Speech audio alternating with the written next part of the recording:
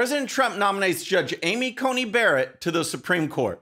The attacks from so-called links to The Handmaid's Tale and being a white colonizer have already started. Plus, Joe Biden doesn't seem to know what he's saying or even what school he went to. All that and more. I'm Bobby Eberle. This is a 13-minute news hour. And God bless the United States of America.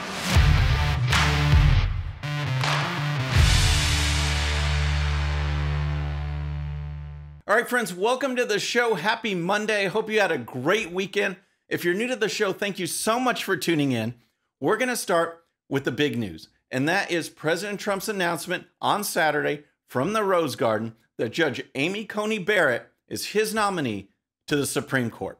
That's his pick. That's who he's standing behind. That's who he's going to push forward.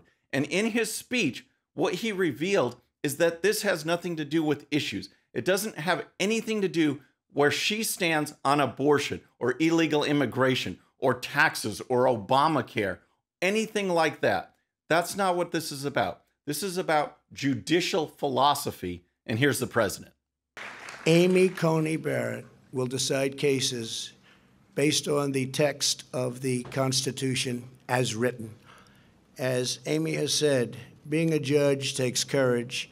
You are not there to decide cases as you may prefer. You are there to do your duty and to follow the law wherever it may take you.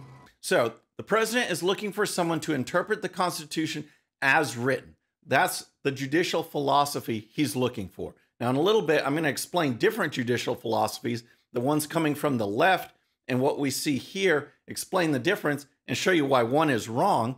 But that's what President Trump is looking for. Then he invited Judge Barrett up to the podium, and she mentioned her mentor, the late Justice Antonin Scalia, and how she shares his approach to being a judge. I clerked for Justice Scalia more than 20 years ago, but the lessons I learned still resonate. His judicial philosophy is mine too. A judge must apply the law as written. Judges are not policymakers, and they must be resolute in setting aside any policy views they might hold. So on Sunday, President Trump held a press conference, dug more into this judicial nomination, Judge Barrett, and this philosophy and why it's so important to nominate and have judges like Judge Barrett. Because the flip side, what the far left wants are judges that will turn everything upside down. They want to dismantle the country and take away our liberties and freedoms. And here's the president. Your private right to own a firearm will be totally eliminated. Your guns will be confiscated. Your ability to live by your religious faith will be devastated. They'll abolish America's borders and give government health care to illegal aliens, which will destroy our health care system. All right, that's what's at stake, folks. And it's not hyperbole. The far left wants to fundamentally change the country, impart socialism, all these left-wing policies. You see what they're doing with censorship and big media. You see what they're doing, the messages they're trying to push through entertainment, through education. The left will not stop, and they need those judges because the only thing that holds them back in many circumstances is a little document called the Constitution. And that's what I want to get into with this judicial philosophy. Because on the news, you've probably heard these terms originalist or textualist. And I wanted to explain what that means, because an originalist looks at the Constitution as it was written and how the framers, the founders, intended it to be enacted. That's what they did. They look at the original text and the intentions of the founders. So that's an originalist. A textualist is a subset of that. Those are people who focus more on what was actually written, what is there, and not so much what the founders intended, but what is actually written. That is Judge Barrett. That was Scalia.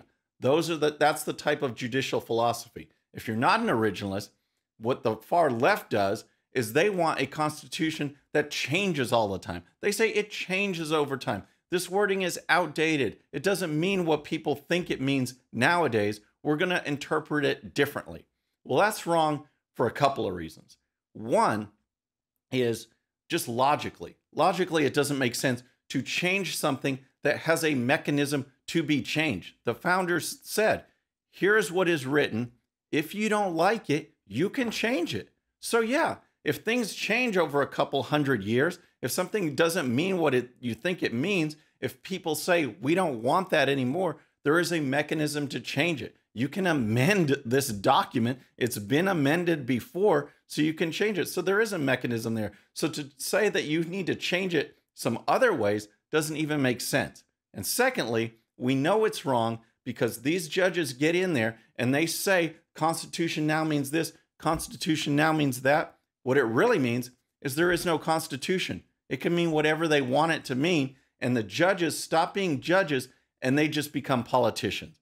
They push legislation by changing the Constitution to fit their needs. That is what the Democrats and the far left are all about through these judges, to just throw the Constitution out there. That's why they are so afraid of Amy Coney Barrett. They talk about these issues. Oh, she's against Obamacare. She's against abortion. She's against this. You know what? That doesn't matter. Whether she's pro-life or pro-abortion, that doesn't matter. What they're afraid of is that this Constitution she'll actually interpret it as written, and that has them fearful because they know they can't win by actually following the Constitution. So those are what those terms mean. When you hear them in the news, hopefully that describes things a little bit better. So now let's talk about the attacks on Judge Barrett. But first, if you're new to the show or haven't subscribed yet, please subscribe. And when you do, please hit that bell so you'll be notified. We're making our push for 100,000 subscribers by Election Day, 100K by Election Day, and we could do it with your help. I announced on Friday that we hit 90,000 subscribers. We're now at 92,000. Folks, we can do this, and I really appreciate it. So now let's look at the attacks, because they were already starting. They were starting before the announcement. Newsweek put up this bogus story trying to link her prayer group to a group that inspired the Handmaid's Tale dystopian story about male dominance. Just bizarre. They had to post a correction because they were so wrong. But that's just the tip of the iceberg. She's going to be attacked for her faith, her religion, her family. And here's the story from Fox News. Democrats, the media, and activists have ramped up their attacks against Judge Amy Coney Barrett, President Trump's nominee to succeed the late Ruth Bader Ginsburg on the U.S. Supreme Court. Ibram Kendi, an American author who became the new director of the Center of Anti-Racist Research at Boston University in July, railed against Barrett on Twitter for adopting 2 black children from Haiti, equating her and her husband to white colonizers. Can you believe that? They adopt 2 children from Haiti and they are attacked. White colonizers? This is unreal. I don't even know what he's talking about. And here's more.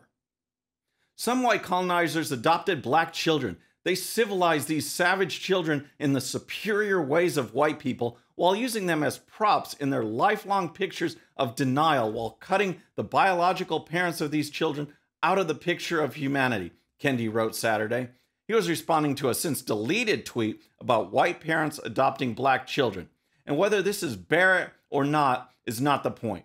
It is a belief too many white people have. If they have or adopt a child of color, then they can't be racist, Kendi continued.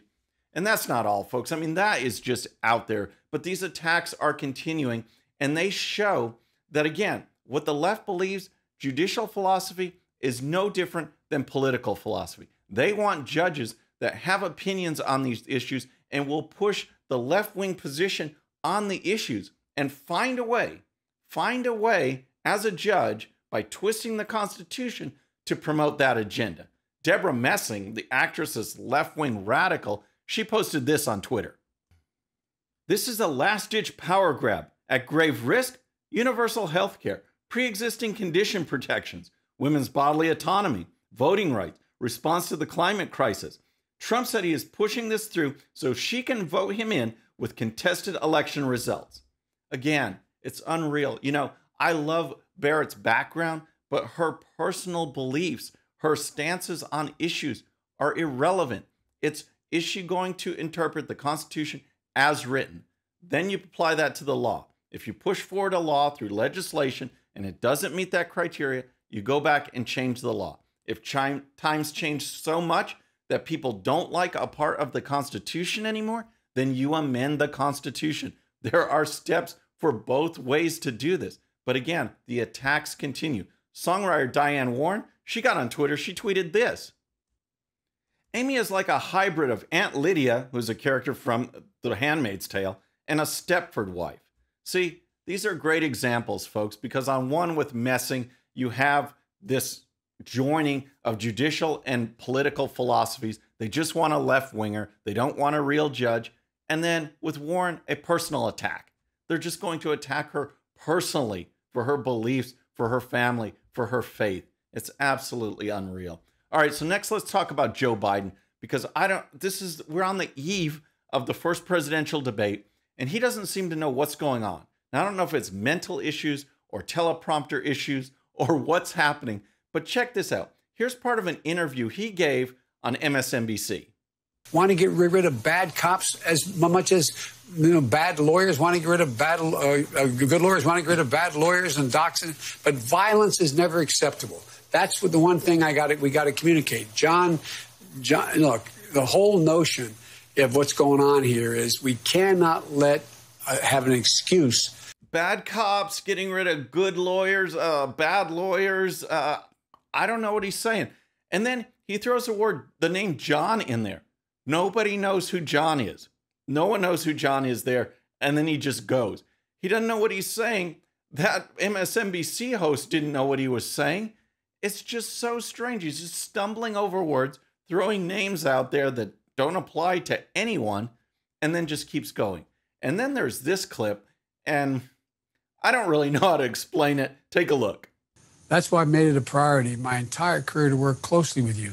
From the time I got to the Senate 180 years ago, as well as my tenure as vice president. Wow, I had no idea. I had no idea his Senate career started 180 years ago. I mean, it explains a lot. When you really think about it, that basically explains everything.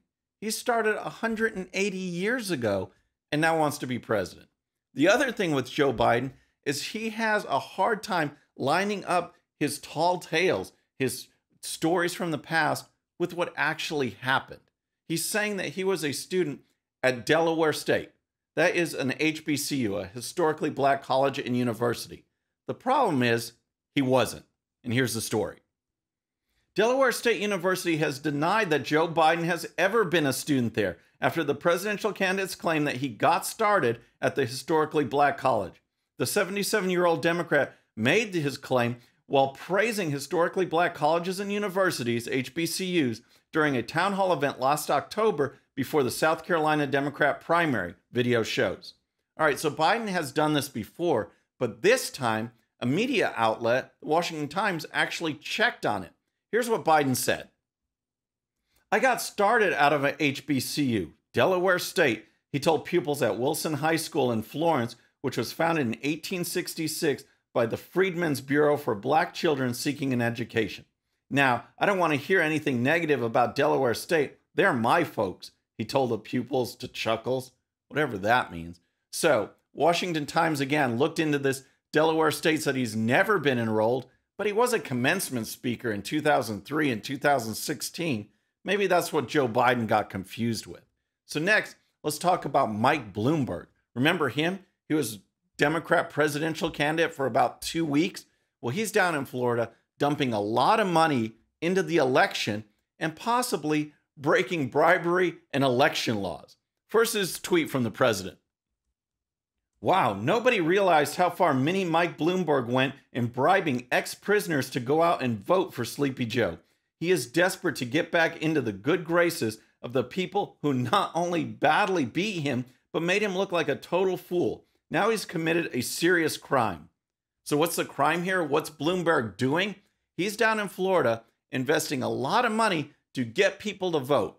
The problem is you can't do that. And here's the story. Florida Attorney General Ashley Moody announced on Wednesday that she had opened an investigation into Bloomberg at the request of Republican Governor Ron DeSantis, noting that Bloomberg might have broken the state's election bribery laws by offering to pay the legal fines of individuals with felony convictions so that they can vote in the 2020 election. It is illegal in Florida to give money to anyone as an incentive simply to vote. Bloomberg, a billionaire who was the former mayor of New York City, vowed to spend $100 million to help Biden win the state of Florida, $16 million of which was set up to go to pay outstanding fines owed by felons to clear them to vote in November. You can't do that. You can't give money as an incentive for people to vote. You just can't do it. I'm glad they're looking into this. Hopefully, Bloomberg pays the price. I think President Trump's going to win Florida anyway, so let him spend this money. Let him dump this money, because I think Florida is going to be red, going to be in the Trump column, and he's going to win. Folks, that's our show for today. I hope you enjoyed it. Please subscribe, and when you do, please hit that bell so you'll be notified, and we'll see you next time. I'm Bobby Eberle. This is the 13-Minute News Hour.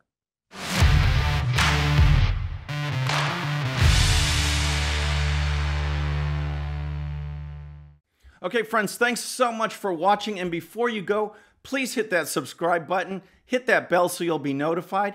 And here's a special video just for you so you can watch even more of the 13-Minute News Hour. And don't forget to check out GOPUSA.com for the best in conservative news and commentary. We'll see you next time.